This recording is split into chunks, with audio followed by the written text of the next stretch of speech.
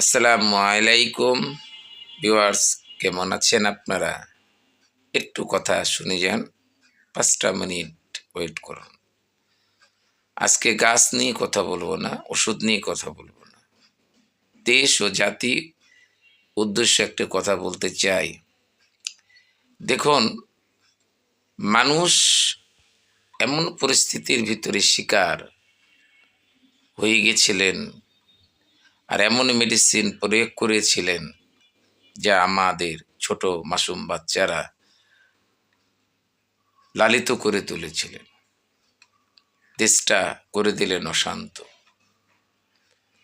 শোনেন, ইতিহাস মোছা যায় না। আমি এর আগেও ভিডিও ছেড়েছি, বহুত বহুত করেছি। তা আমার ভিডিওটা পৌঁছায় না আপনাদের কাছে।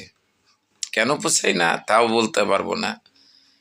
আমার ভিডিওটা যায় না এই কারণেই, আমি গরিব, আমার মাথায় তেল কেউ দেবে না। আর আমি তো মেয়ে ছেলে না যে আপনাকে কিছু দেখাবো, কিছু মুচকি হাসি দিব।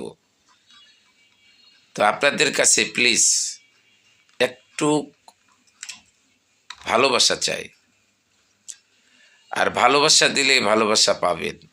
আমি তো বলেছি আমি গরিব, আমি একজন অসহায়, কিন্তু আমি আপনাদের কাছে একটা লাইক চাই, একটা কমেন্ট চাই, একটা শেয়ার চাই। এবং আমি প্রতিদিন একটা করে ভিডিও ছাড়ি বা 2 দিন পর একটা ভিডিও ছাড়ি, চিকিৎসা স্বাস্থ্য বার্তা নিয়ে এবং হেলথ টিপস নিয়ে এবং সব কিছু নিয়ে। কিন্তু দেখেন, খেলা জমে গেছে, খেলা জমে গেছে। শোনেন, একজন নেতা কথা বলেছিল, আওয়ামী লীগ মরে না, আওয়ামী লীগ জীবিত থাকে, গর্তের ভিতরে লুকিয়ে থাকে, ওখান থেকে বাড়িয়ে আসে। 1942 সাল থেকে হিসাব করে কতবার এই জয় বাংলার স্লোগান বন্ধ করতে চেয়েছিল রাজাকার আলবদররা, পারেনি, আর পারবও না। তা আপনাদেরকে বলবো যে দর্শক, আমাদের যারা কর্মীবৃন্দ আছেন, যুবলীগ, ছাত্রলীগ, মৎস্যলীগ, তাঁতিলীগ, যত আমাদের ভিতরে আছেন, আপনারা কাকো অন্যায়ভাবে, ওরা অন্যায় করেছে, সেই অন্যায়ের প্রতিদান তারা পাবে, কিন্তু আপনারা কখনো অন্যায় করতে যাবেন না। আমাদের বঙ্গবন্ধু একটা কথা বলেছিল, আমি তোমাদেরকে কিছু দেওয়ার মতন নেই, আছে শুধু একটু ভালোবাসা। তোমরা কি খেটে খেতে পারবা? তোমরা নিজে কর্ম করে খেতে পারবা?